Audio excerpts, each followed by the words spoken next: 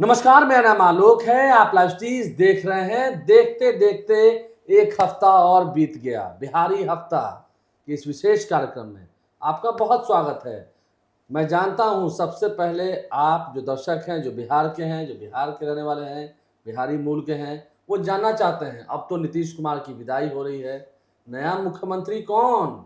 इस पूरे एपिसोड में हम बताएंगे आपको कौन होंगे मुख्यमंत्री, कितनी दांवपेच हुई, कितनी बहस हुई दिल्ली में, किन किन बातों को लेकर किन किन व्यक्तियों के बीच में बहस हुई है, तमाम बातों का जिक्र करेंगे। हमारे साथ देखिए श्री जगदीश ज्ञानेश्वर जी हैं, बिहार के वरिष्ठ पत्रकार रवि उपाध्याय जी हैं। हम बात करेंगे सीधा बिहार में हो रही नई सरकार के गठन को लेकर। कह तो रहे हैं 14 या 15 को ही होगा, 15 तारीख को ही बिहार में शपथ ग्रहण समारोह होगा, गांधी मैदान में होगा, लेकिन शपथ कौन लेंगे, कौन कौन से मंत्री होंगे, क्योंकि कई सारे रडार वाले लोग हैं। ज्ञानेश्वर जी सीधा ना एक ना but, who will be the next CM? देखिए, मैं तो पिछले हफ्ते दिल्ली में था और पटना आया।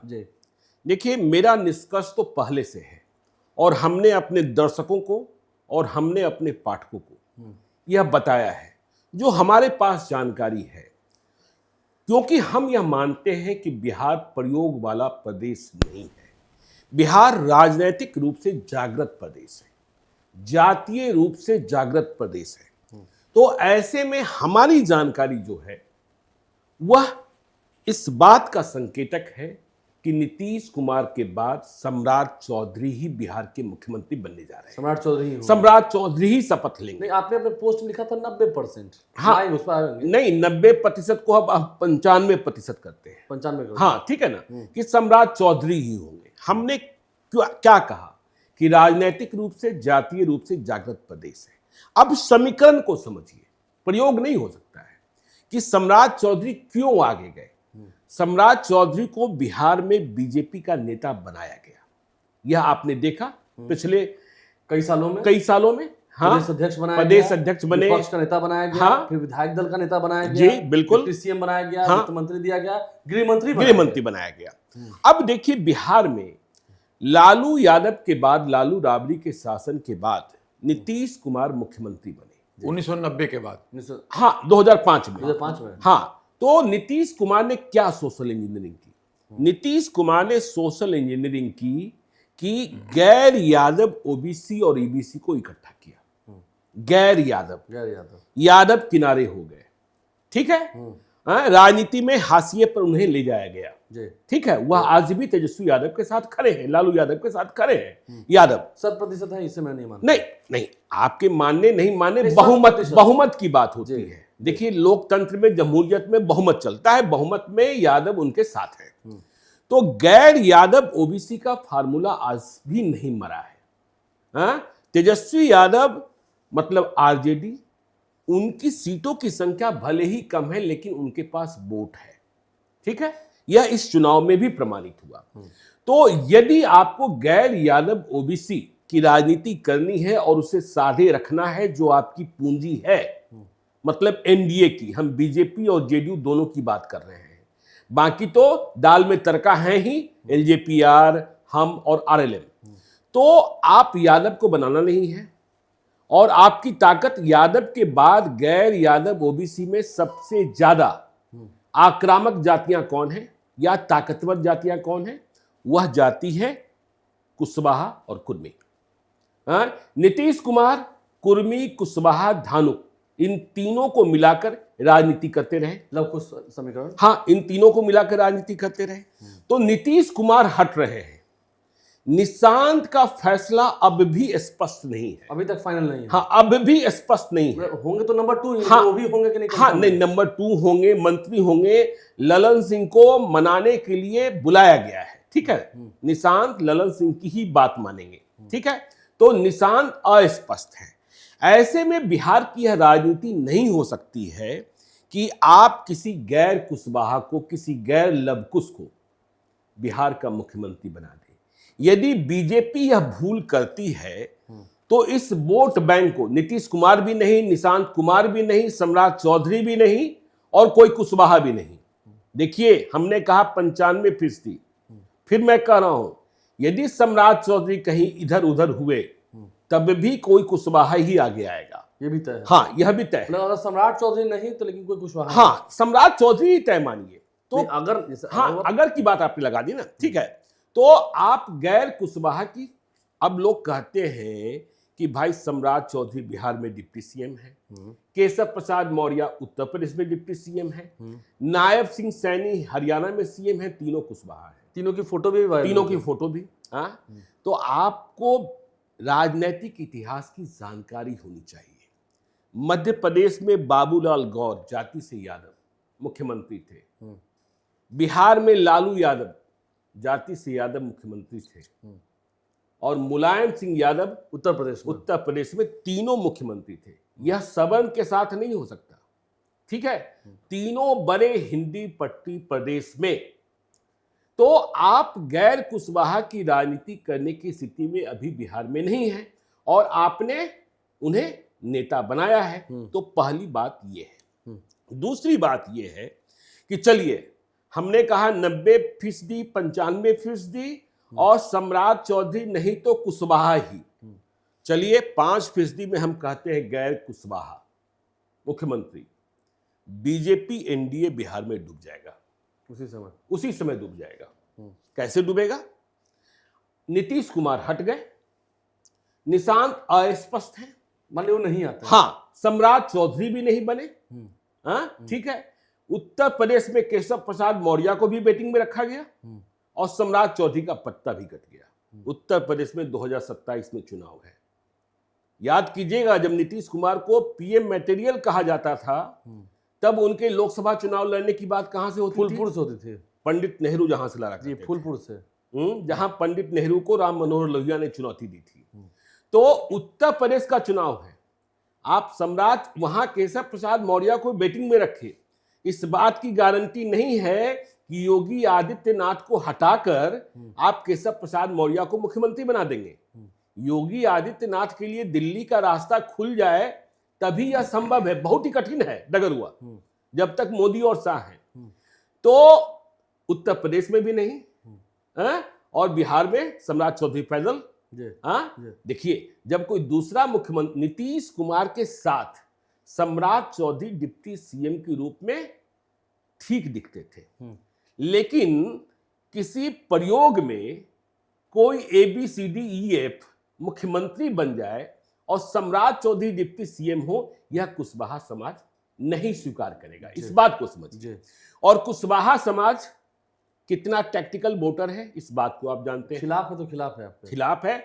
वह अपनी जाति को सबसे ज्यादा तवज्जो देता है, ठीक है। आपने देखा ना अभय कुशवाहा क्या हुआ? अभय कुशवाहा कैसे जीत गए? चलिए, तो ये 2 कारण रहे। अब तीसरा बड़ा कारण, या तीसरा चौथा ही बताते हैं। देखिए, लोग कहने लगे श्रेयसी सिंह को दिल्ली बुला लिया गया, लोग कहने लगे विजय कुमार सिन्हा क्यों नहीं, लोग कहने लगे मंगल पांडे क्यों नहीं। मैं फिर कह रहा हूं, ये पत्ते नहीं चल सकते हैं, सवर्ण नहीं चल सकते। जबरदस्ती चलाएंगे तो सदा के लिए साफ हो जाएंगे। हाँ, साफ हो जाएंगे। क्यों नहीं चल सकते हैं, इसको भी समझिए। श्रेयसी सिंह को क्यों दिल्ली बुलाया गया था? आपको पता है, 16-17 संसद का विशेष सत्र आहूत किया गया है, महिलाओं के आरक्षण बिल्कुल। हाँ, तो बीजेपी की तैयारी है। जब श्रेयसी सिंह लौटी पटना, तो उन्होंने प्रेस कॉन्फ्रेंस में इसकी जानकारी भी दे दी। हमने क्यों कहा कि किसी सवर्ण के नाम पर चर्चा ही नहीं हुई? जरा ध्यान दीजिए, बिहार में विपक्ष के नेता कौन है? तेजस्वी यादव। किसके पुत्र हैं? लालू प्रसाद यादव। लालू प्रसाद यादव कौन है? बिहार के सबसे बड़े मास लीडर। जी, मुख्यमंत्री रहे। ठीक, मुख्यमंत्री नहीं, आज भी सबसे बड़े मास लीडर नीतीश कुमार। वह गरीबों, नीतीश कुमार रणनीति और नीति के मास लीडर नहीं। लालू यादव मास लीडर, क्राउड पुलर। गरीबों के नेता कहलाए, पिछड़ों के नेता कहलाए, और फिर वह यादव और मुसलमानों के नेता हो गए। सोचिए, तेजस्वी यादव भी जब बिहार विधानसभा के भीतर बोलते हैं तो उनकी वाणी में ओज होता है, और उनकी जो फॉलोइंग है, अब चाहे श्रेयसी सिंह हो, चाहे विजय कुमार सिन्हा हो, चाहे मंगल पांडे हो, तेजस्वी यादव को यदि जवाब देंगे और समझाने का प्रयास करेंगे सख्ती से, तो बिहार में फॉरवर्ड बैकवर्ड हो जाएगा, तुरंत हो जाएगा, तुरंत। तुरंत। सम्राट चौधरी में नहीं होगा, उन्होंने तो किया भी है, हाँ किया नहीं, भी है। क्योंकि गैर यादव ओबीसी की राजनीति हुई।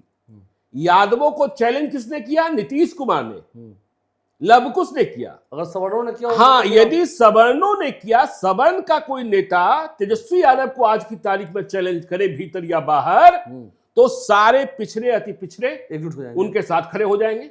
हाँ, तो इसको भी आपको समझना होगा, यह बहुत बड़ा कारण है, यह बहुत बड़ा कारण है। तो अब तेजस्वी यादव को जवाब कौन दे सकता है? जवाब कौन दे रहा है? सम्राट चौधरी ने दिया भी है। सम्राट चौधरी। और सम्राट चौधरी सबको जवाब देना जानते हैं।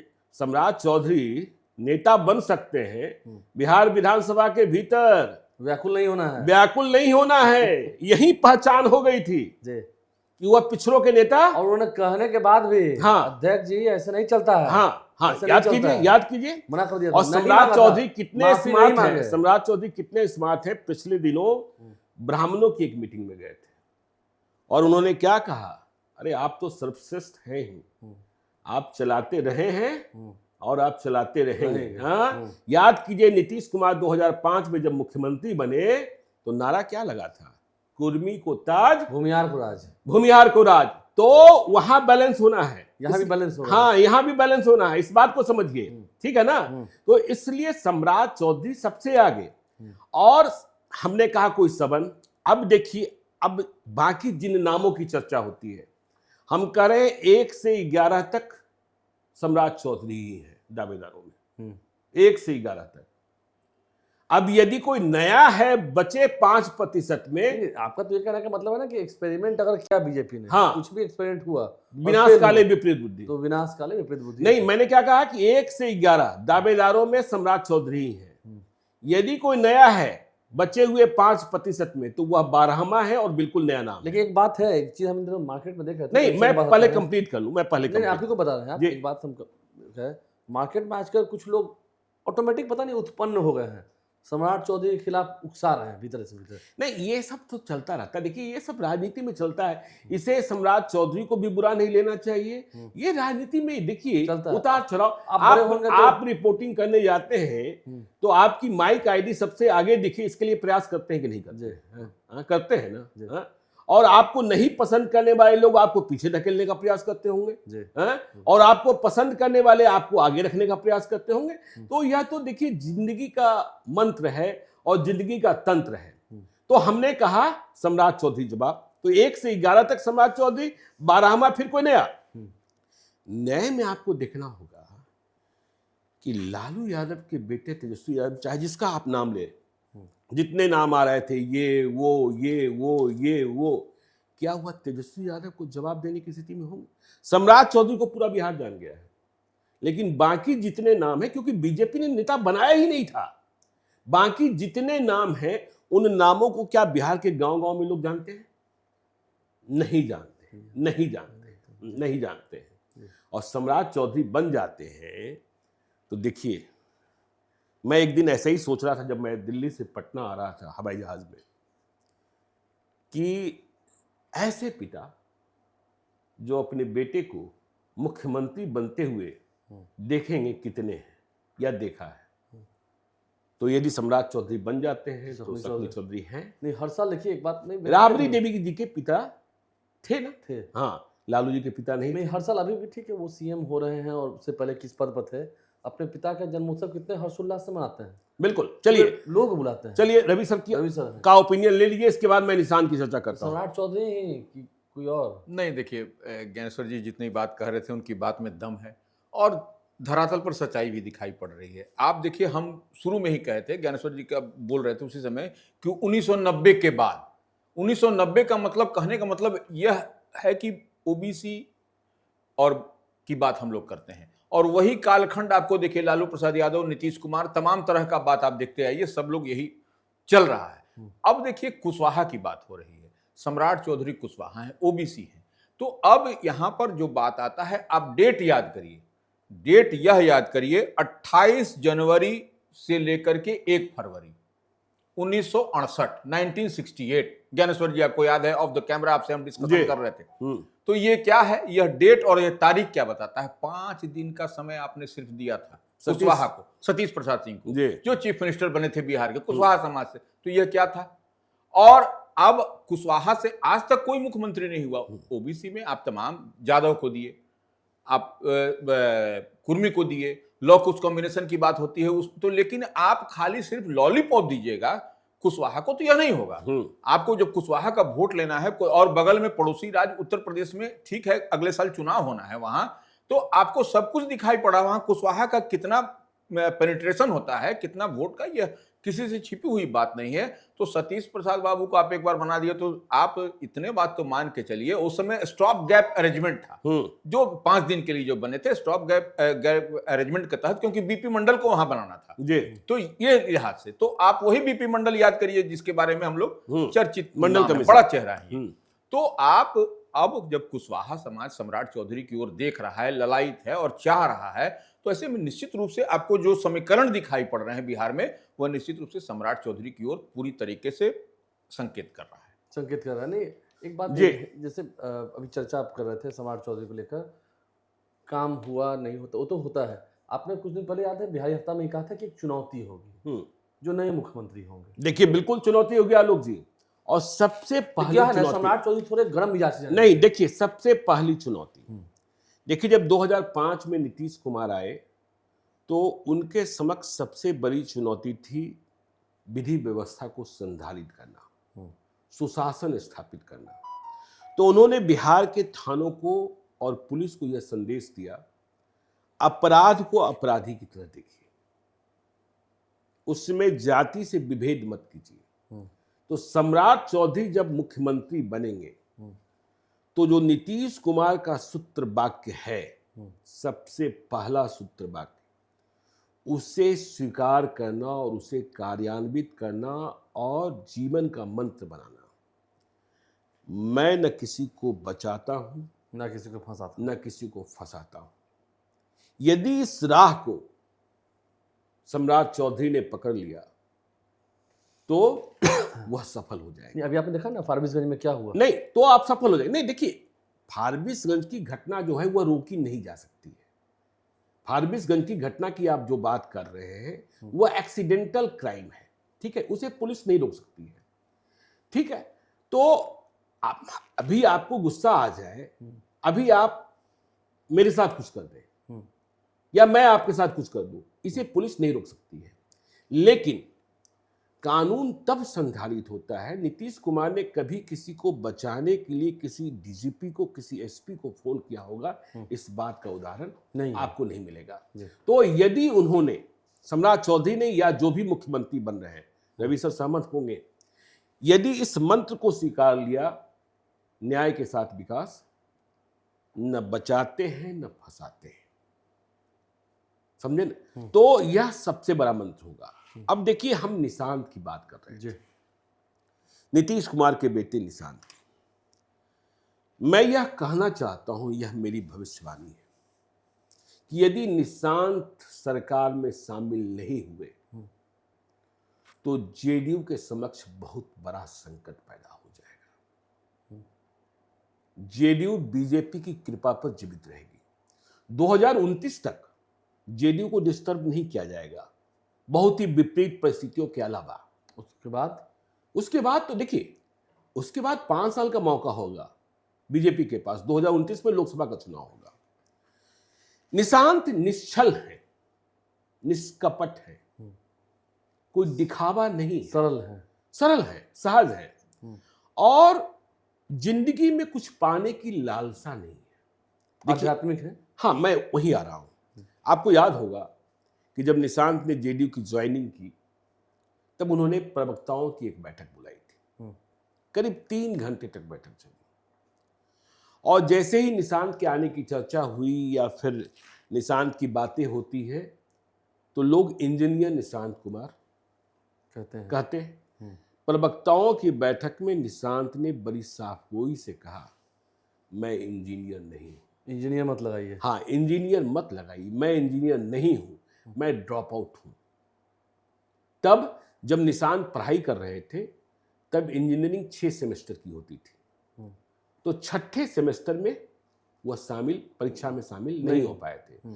तो इतनी साफगोई के साथ कहने वाला आपको कोई नहीं मिलेगा, ठीक है ना। और निशांत ने यह भी कहा कि देखिए मेरी तबीयत पहले भी खराब हुई। निशांत बहुत ही विपरीत परिस्थितियों में पले बढ़े हैं, पिता का प्यार बहुत नहीं मिला है, माँ छोड़कर चली गई, यह भी बीच में छोड़कर चली गई, ठीक है।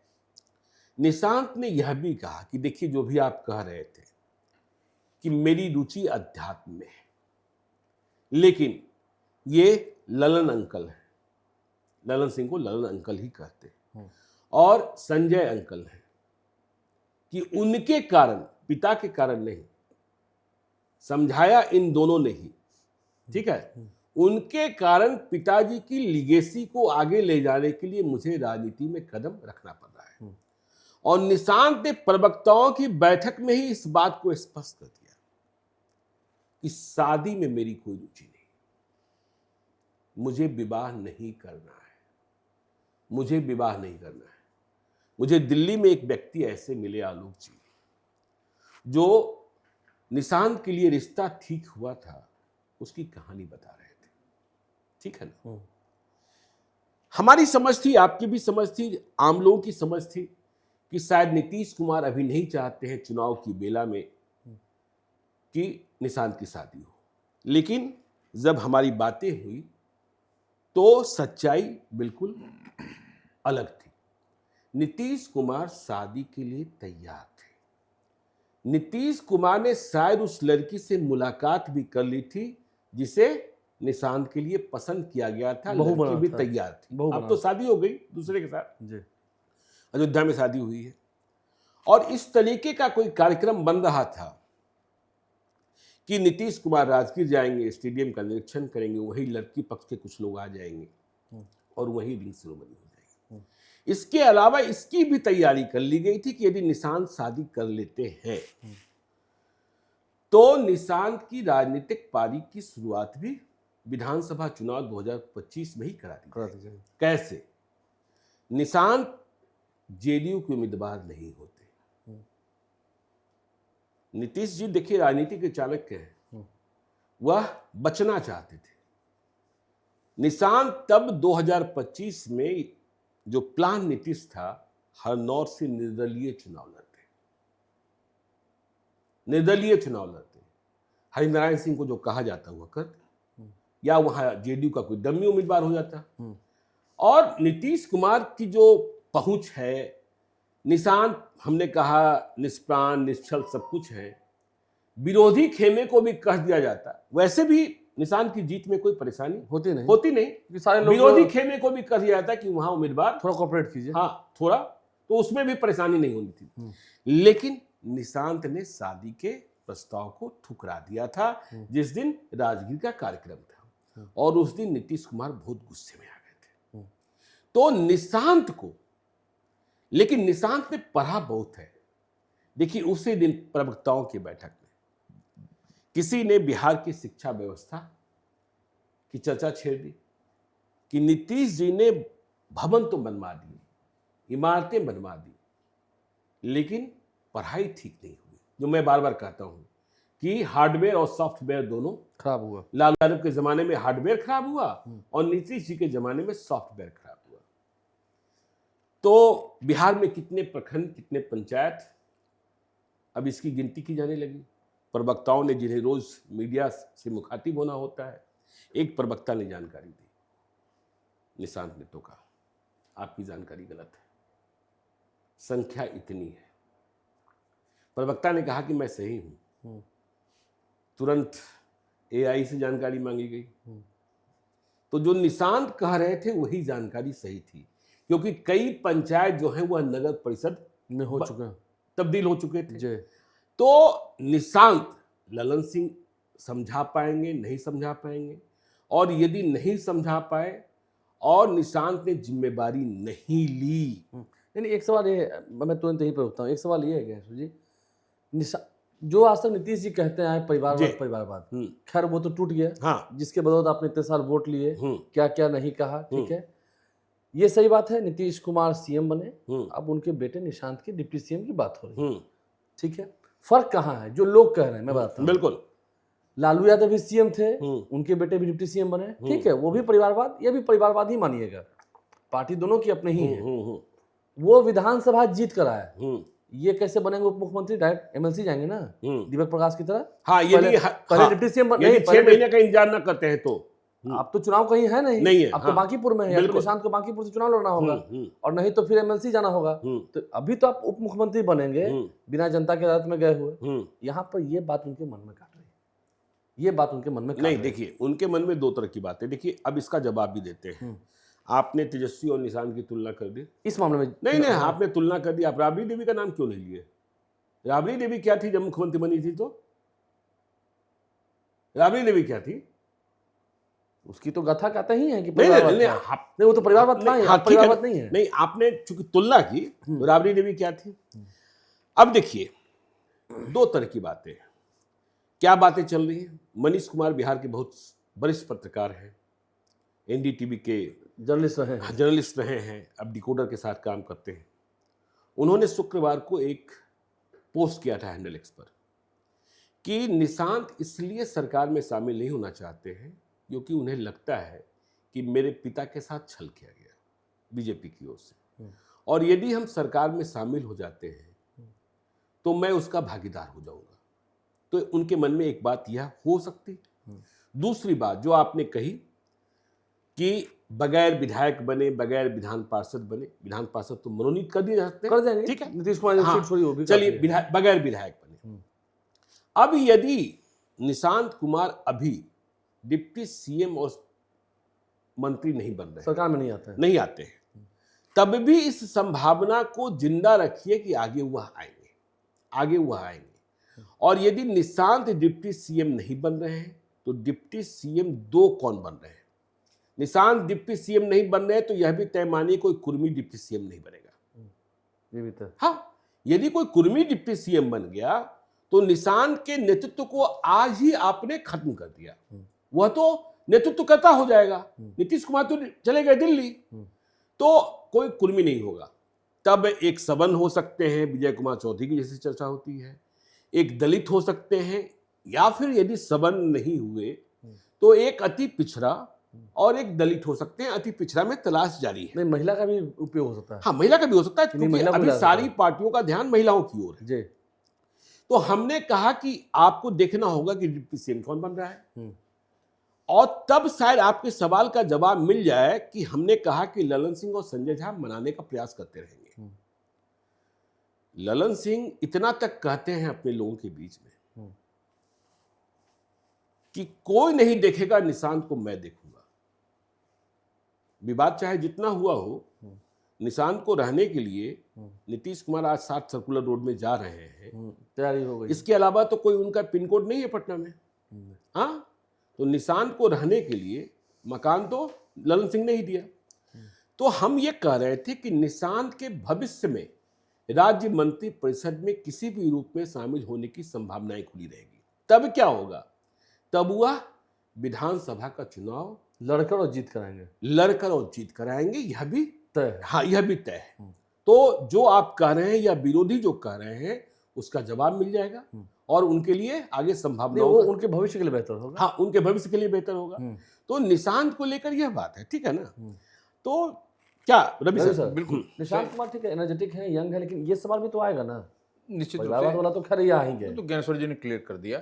लेकिन एक बात है ज्ञानेश्वर जी, 15 तारीख को जो शपथ होने की बात कही जा रही है, तो हाँ वही कर रहे हैं 15 अप्रैल को। तो आप देख भी रहे हैं कि तमाम पटना के सब होटलों को बुक कर दिया गया है, बड़े बड़े आ रहे हैं लोग, जो अधिकारी है, पदाधिकारी है, जो मुख्यमंत्री सब आएंगे, तो वो एक अलग विषय। एक चीज तो और है कि जब ज्यों ही सम्राट चौधरी शपथ लेंगे मुख्यमंत्री पद की 15 अप्रैल को, जो बात कही जा रही है, तो वो उसमें एक चीज तो स्पष्ट था कि पहला मुख्यमंत्री बिहार का मिला था उसी मुंगेर से, श्री कृष्ण बाबू, और उसी मुंगेर से सम्राट चौधरी भी हैं। अब ज्ञानेश्वर जी वही जो है सो बिहार के मुख्यमंत्री होंगे, और ये भारतीय जनता पार्टी के कार्यकाल में हो रहा है। तो यह एक, माने हम जहां तक समझ रहे हैं कि वो स्वर्णिम अक्षरों से लिखा जाएगा कि पहला मुख्यमंत्री हिंदी पट्टी क्षेत्र में, बिहार में, जो लंबे समय से इनका था, वह होता हुआ दिखाई पड़ेगा। तो ये एक बड़ी बात है। रवि सर, मुझे ये लग रहा है कि जो आपने कहा 15 अप्रैल को गांधी मैदान में शपथ, ठीक है, होटलों नहीं, लोक भवन में भी, हाँ, नहीं, हाँ, होटलों की बुकिंग भी कराई गई है। अब इस पर दिल्ली में दो तरीके की बातें छिड़ गई हैं। नीतीश कुमार ने राज्यसभा की शपथ ले ली, आपने देखा ही किस तरीके से संजय झा सहयोग करते दिखाई पड़े।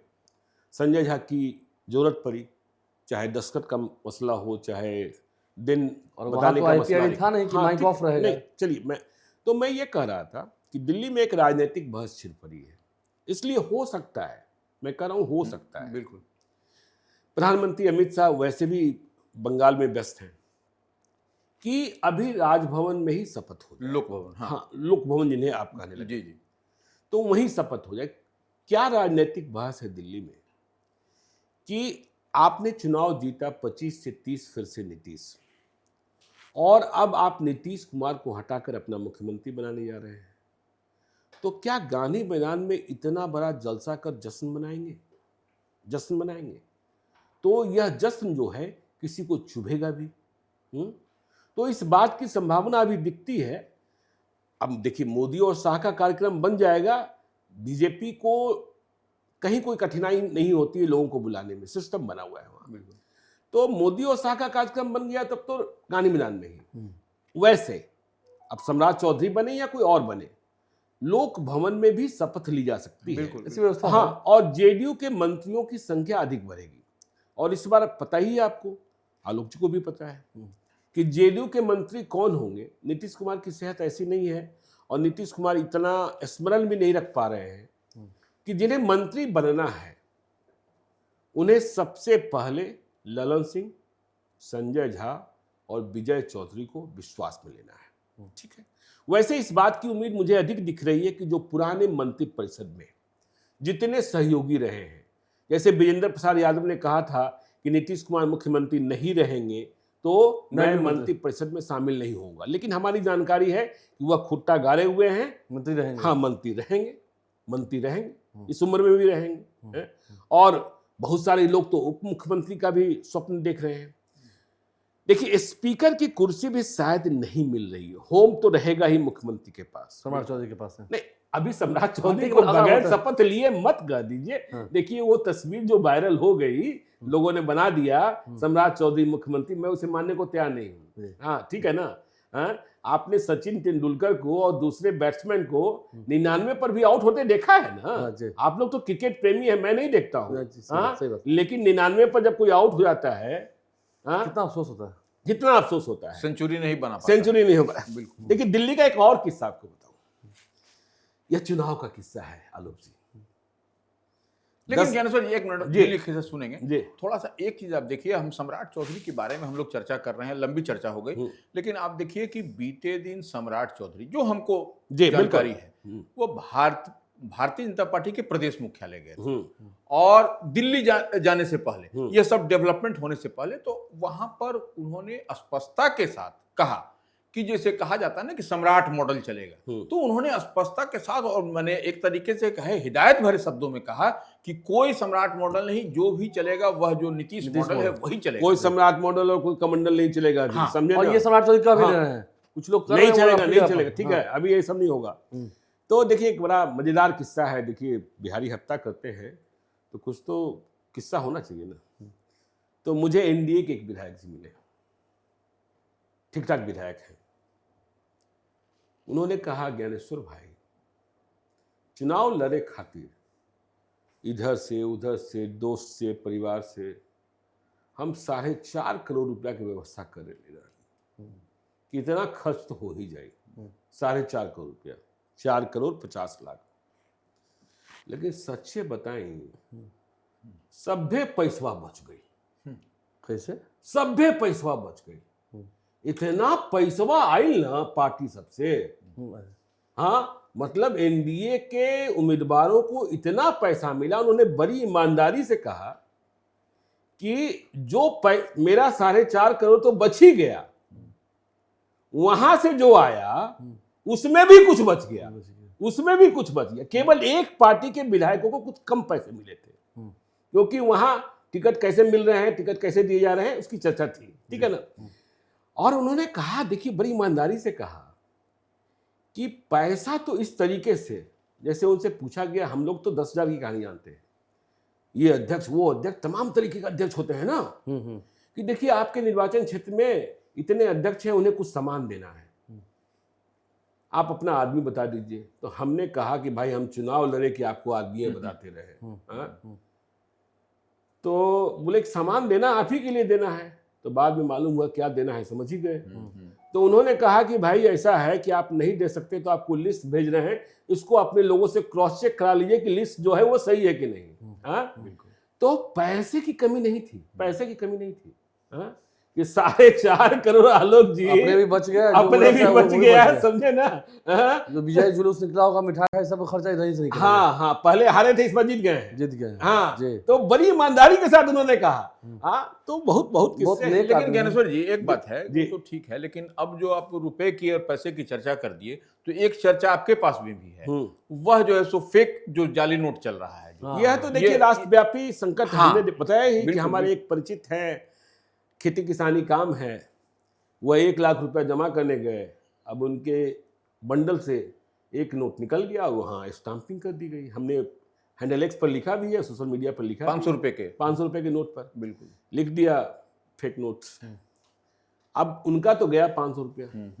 संकट ये है रवि सर ना कि आप देश की जनता कितनी अवेयर है, और यदि अवेयर है भी, अभी हम आपको 50,000 रुपए दें, एक नोट चेक कीजिएगा, आप एक नोट हमारे सामने बैठ के मिलान कीजिएगा। उन्हें टेक्निकली उतना साउंड भी नहीं यार। हाँ नहीं, साउंड भी नहीं है। हाँ, बिल्कुल। आप कोई सामान खरीदने जाते हैं तो यदि वह एक नोट को चेक करने लगे, बैंक के पास तो मशीन है, सब कुछ है, तो चेक करने लगे तो मालूम होगा उसका तो यह तो देखिए एक राष्ट्र विरोधी साजिश है, बिल्कुल राष्ट्र विरोधी साजिश है।